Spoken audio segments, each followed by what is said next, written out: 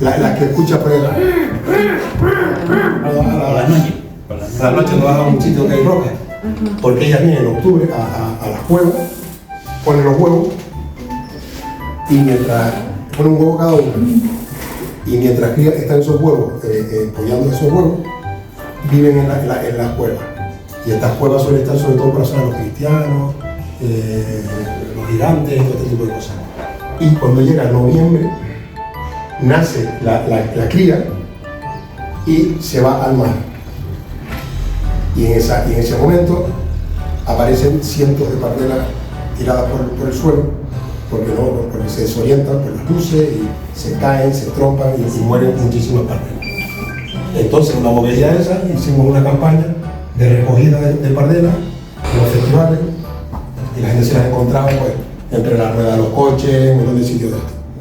Y al principio se rieron y al final, mira, se salvaron como 500 pardelas. Está protegida, ¿verdad? Claro. Sí, no, una especie de... Y cosas de esas pues van sumando, pero al principio se reía el promotor. Vete por ahí, ¿no? Y después también hemos hecho una especie de bosque de laurisilva para compensar la huella de carbono. Se ha hecho un bosque por cada festival se plantan no sé cuántos árboles de laurisilva. Ah, qué bueno. Cosas así. Pero te digo, al principio era un descojonamiento muy duro. Entonces todo eso es economía circular, sostenibilidad que se va metiendo en el empresario. El empresario solamente lo hace cuando le toca el bolsillo, cuando le obliga. Entonces esto lo vimos ayer, pero yo donde quiero llegar es para que quiero que conozcan a mi amiga, a Elena Macarsu, ¿vale? Por eso puse esto, este video muy largo, no lo ponemos, pero esto sí quiero, por eso repetí esta diapositiva, porque vamos a entrar en la fundación en el Macarsu. Este vídeo no hace falta que lo vean, pero si lo quieren ver en su casa o entrar aquí, tienen el enlace en el PowerPoint. Entonces, esta fundación la creó ella. ¿Me pone español?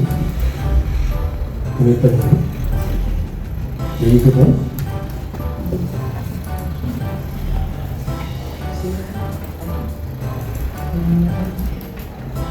Traducir, ¿no? Sí. Vale. Esta es la página web de la... Entonces aquí entra nuestro trabajo acerca de nosotros. Después vamos a investigar cada uno porque vale la pena. Hacemos unos proyectos increíbles en el Caribe, en el Amazonas, en sitios, en el desierto. Ellos están haciendo, alguien ha escuchado, los gatitos incluso no da para más, el gran muro verde. Sí.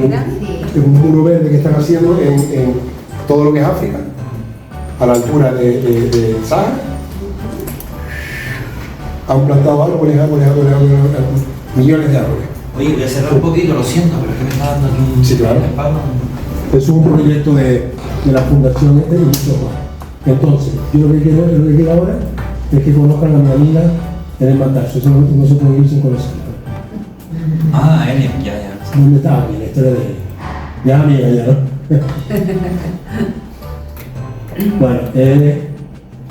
Bueno, yo soy el profesor que tiene que ver. Está empoderada. Que es una pasada. Es tremenda. Es tremenda, y por lo menos es una referencia y debe de serlo. Bueno, ya me contarán.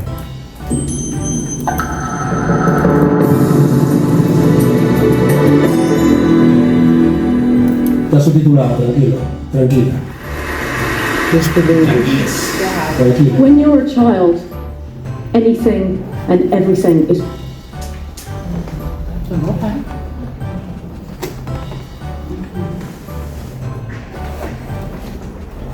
Esta es el Macarsu. possible. The challenge so often is hanging on to that as we grow up. And as a 4-year-old, I had the opportunity to sail for the first time. I will never forget the excitement as we closed the coast. I will never forget the feeling of adventure as I climbed on board the boat and stared into her tiny cabin for the first time. But the most amazing feeling was the feeling of freedom. the feeling that I felt when we hoisted her sails. As a 4-year-old child, it was the greatest sense of freedom that I could ever imagine. I made my mind up there and then that one day, somehow, I was going to sail around the world. So I did what I could in my life to get closer to that dream. Age 10, it was saving my school dinner money change. Every single day for 8 years, I had mashed potato and baked beans, which cost 4p each, and gravy was free. Every day I would pile up the change on the top of my money box, and when that pile reached £1, I would drop it in and cross off one of the 100 squares I'd drawn on a piece of paper. Finally, I bought a tiny dinghy. I spent hours sitting on it in the garden, dreaming of my goal. I read every book I could on sailing. And then eventually, having been told... Es impresionante. Y a esta chica nadie le dijo, de pequeñita, tú no puedes coger un bote, eso tú no tienes que cogerlo. Eso es para el chico. ¿Sabes que esto es importante? La mujer es una referencia. Although my school, I wasn't clever enough to be a vet. Los padres... Left school age 17 to begin my apprenticeship in Es sailing. otra cosa. Nadie le dijo con 17 años, tú no abandones la escuela. Tú tienes que... Terminar. En España es muy típico eso de que te obliguen. Hay gente súper buena que no terminó estudios. Aquí siempre en España tenemos la filosofía o la manera de obligar a yo le di a mi hija misma, se fue un año y pico antes de hacer la carrera. En España, en todas partes. No, en Finlandia no, en los países nórdicos los dejan ahí un poco y la mitad de la gente no hace ni siquiera carreras, hacen formación profesional muy específica de algo y después lo importante es que sean, es lo que hablamos también de Ikigai, que sean felices en lo que hacen. Si son buenos, yo quería ser el tema personal, yo quería ser biólogo marino y oceanógrafo porque era mi pasión estar en el mar, siempre estaba debajo y hasta 5 minutos antes de matricularme en económica yo quería ser biólogo marino y mi madre me estuvo poniendo el coco y yo subí a la autopista para matricularme en biología y a la mitad de la autopista en económica mi madre decía y mira mamá, vale, porque no puede ser, porque los biólogos marinos son todos barbudos y están todos en el paro, vas a ser un desgraciado, así me digo, mira. Sin saber, las mamás intentan guiar pero realmente no saben lo que están Y me costó un montón aprobar económica porque no me gustaba y afortunadamente he dirigido después mi futuro, después me hice el máster de sostenibilidad, me he especializado en temas medioambientales, del mar y he vuelto a reconducirme con eso, pero ahora afortunadamente ya no hacemos eso. Pero que en esos países cuando terminas lo que era Q, te dejan un año en plan para pensar de las cosas, ¿sabes? Te vas a otro país que sigues estudiando, pero no la carrera ni nada, sino terminas un año. No es el afán de que estudia, que tienes que terminar. Normalmente todavía está muy verde en todo, no sabes lo que quieres, está un poco ahí que no sabes, un poco necesitas explorar un poco las cosas. Pues esta chica tenía lo que tenía que tener y dijo, mira, dejo los estudios y me dedico al deporte. So imagine how it felt just 4 years later to be sitting in a boardroom in front of someone who I knew could make that dream come true. I felt like my life depended on that moment, and incredibly he said yes. And I could barely contain my excitement as I sat in that first design meeting, designing a boat on which I was going to sail solo non-stop around the world. Ya sola. From that first meeting to the finish line of the race, it was everything I'd ever imagined. Just like in my dreams, there were amazing parts and tough parts. We missed an iceberg by 20 feet. 9 times I climbed to the top of a 90-foot mast. We were blown on our side in the Southern Ocean, but the sunsets, the wildlife and the remoteness were absolutely breathtaking. After 3 months at sea, aged just 24, I finished in 2nd position. I loved it, so much so that within 6 months, I decided to go around the world again, but this time, not in a race, to try to be the fastest person ever to sail solo non-stop around the world.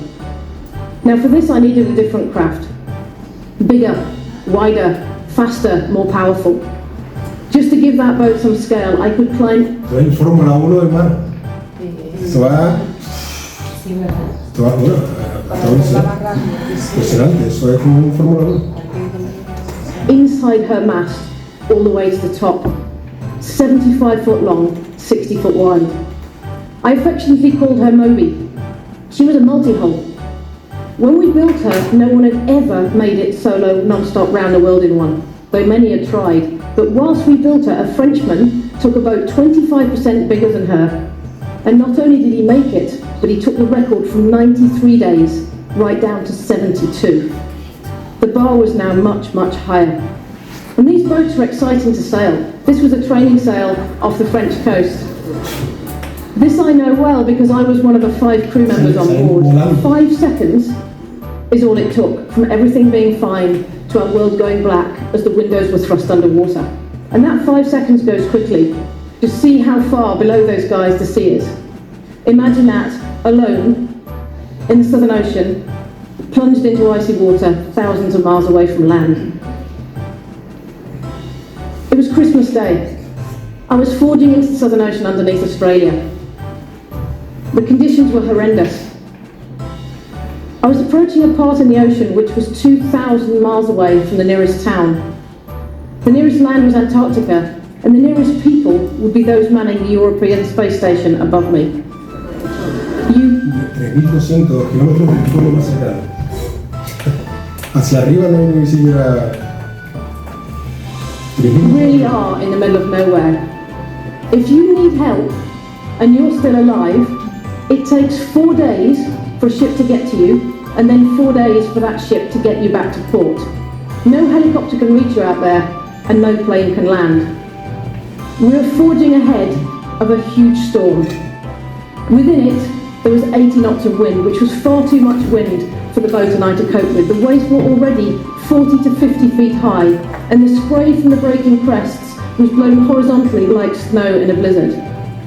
If we didn't sail fast enough, we'd be engulfed by that storm and either capsized or smashed to pieces. We were quite literally hanging on for our lives, and doing so on a knife edge. The speed I so desperately needed brought with it danger. We all know what it's like driving a car, 20 miles an hour, 30, 40. It's not too stressful. We can concentrate. We can turn on the radio. Take that to 50, 60, 70, accelerate through to 80, 90, 100 miles an hour. Now you have white knuckles and you're gripping the steering wheel. Now take that car off-road at night and remove the windscreen wipers, the windscreen, the headlights and the brakes. That's what it's like in the Southern Ocean.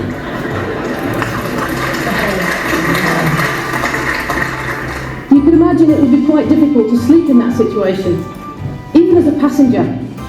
But you're not a passenger, you're alone on a boat you can barely stand up in, and you have to make every single decision on board. I was absolutely exhausted physically and mentally. 8 sail changes in 12 hours. The mainsail weighed 3 times my body weight, and after each change, I would collapse on the floor soaked with sweat, with the freezing Southern Ocean air burning the back of my throat. But out there, those lowest of the lows are so often contrasted with the highest of the highs.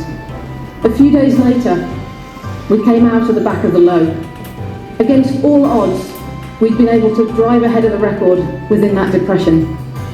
The sky cleared, the rain stopped, and in a heartbeat, the monstrous seas around us were transformed into the most beautiful moonlit mountains. It's hard to explain, but you enter a different mode when you head out there. Your boat is your entire world, and what you take with you when you leave is all you have. If I said to you all now, go off into Vancouver and find everything that you will need for your survival for the next 3 months, that's quite a task. That's food, fuel, clothes, even toilet roll and toothpaste. That's what we do. And when we leave, we manage it down to the last drop of diesel and the last packet of food.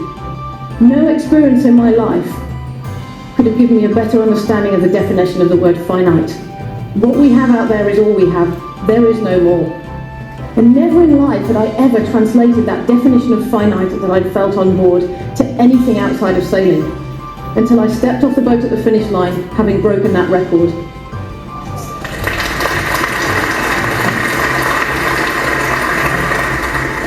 Suddenly I connected the dots.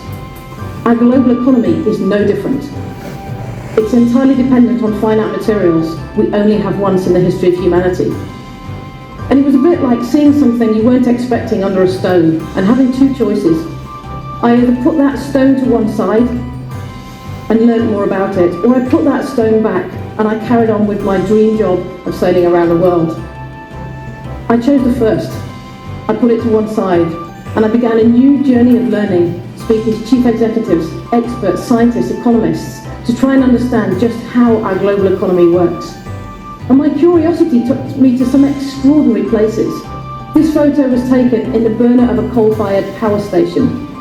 I was fascinated by coal, fundamental to our global energy needs, but also very close to my family. My great-grandfather was a coal miner and he spent 50 years of his life underground. This is a photo of him, and when you see that photo, you see someone from another era. No one wears trousers with a waistband quite that high in this day and age.